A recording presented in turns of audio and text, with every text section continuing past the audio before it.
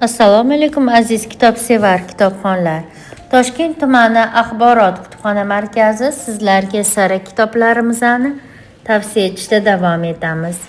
Bugungi tavsiya etadigan kitobimiz Shukur Xolmirzayevning Bodom gullaganda eng sara asarlar kitobidir.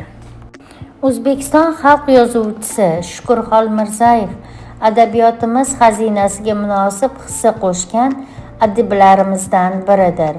Yozuvchi o'zining 18 ga kirmagan Kim bor nomli qissasida Umida va Jamshid o'rtasidagi samimiy do'stlikni qalamga olgan.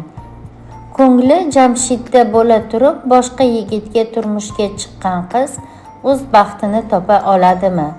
Shuningdek, ushbu to'plamdan adibning eng sara hikoyalari o'rin olgan.